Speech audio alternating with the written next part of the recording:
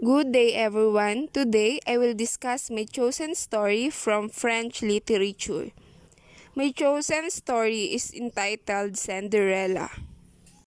Cinderella is the character in a folktale that tells the story of young women living in oppression who suddenly able to experience good fortune. One of the most popular versions of Cinderella was written in French by Charles Perrault in 1697 under the name Cendrillon ou La Petite Fantafle de Beer. The popularity of his tale was due to his additions to the story, including the pumpkin, the fairy godmother, and the introduction of glass slippers. The legendary story of Cinderella has dated back to the 1st century BC. Over this time, every nation has adapted and altered the tale based on social and cultural context. These appropriations have invited reflections on society's values, gender roles, class structure, and relationships. The fairy tale's purpose is to show the honorable behavior of Cinderella in an attempt to inspire females to adopt her commendable characteristics, resulting in a contemporary audience assessing the qualities of a perfect woman. Let's proceed with the main characters of the story of Cinderella. First is Cinderella. She is a young orphan with medium-length blonde hair, blue eyes, and a fair complexion. There are many different stories about her from different states and countries. Second is Jack and Goose. They are the two mice who serves as Cinderella's sidekicks. And third is Lady Tremaine.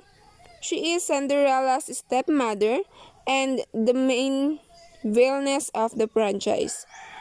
The fourth one is Anastasia Tremaine. She is the red-headed younger daughter of Lady Tremaine. And the fourth one is Drusilla Tremaine. She is a brown-haired older daughter of Lady Tremaine. And last one is Prince Charming. He is a fairy tale star character who comes to the rescue of a damsel in distress and must engage in a quest to liberate her from an evil spell. Here is the plot of the story. In a faraway long ago kingdom, Cinderella is living happily with her mother and father until her mother dies. Cinderella's father marries a cold, cruel woman who has two daughters, Drusilla and Anastasia. When the father dies, Cinderella's weak stepmother turns her into a virtual servant in her own house.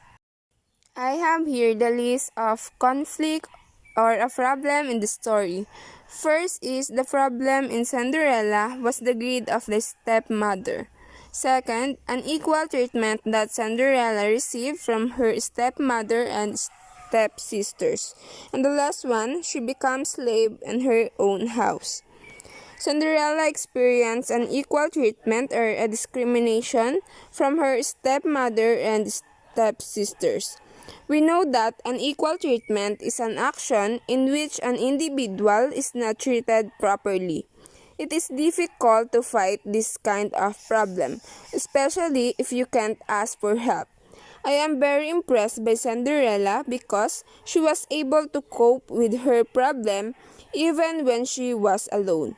I can say that Cinderella is very strong because behind the challenges that come with her, she is still calm.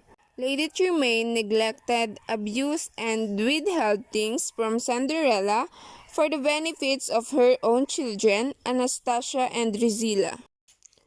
Solutions for Cinderella's problem. Cinderella's problem solved due to the help of the fairy godmother. The second one, the shoes fit to her feet perfectly. And the last one, Prince Charming has a lot of helps to Cinderella to overcome those problems. Cinderella is a problem whose stepmother and stepsisters forbid her from attending a ball. A fairy godmother appears and provides Cinderella with a carriage, horses, and a ball gown, and a glass slippers. I have here things that I learned from Cinderella. First, there is a great strength in kindness. Kindness is being generous with others, giving your time, money, and talent to support those who are in need. Kindness is being compassionate, which means to really be there for someone, listening intently to their suffering, or just sitting with them and silently supporting them. Such compassion involves a deep concern for the welfare of others. The second is never stop believing in your dreams. Never stop believing in your dreams.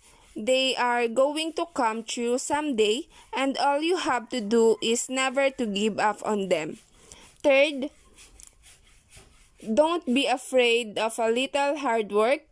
It won't be easy, it will be worth it.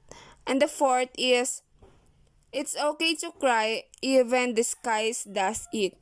Fifth, it's okay to do things for yourself. Let it go. Don't be afraid of being a little idealistic. And last, love can happen when you least expect it.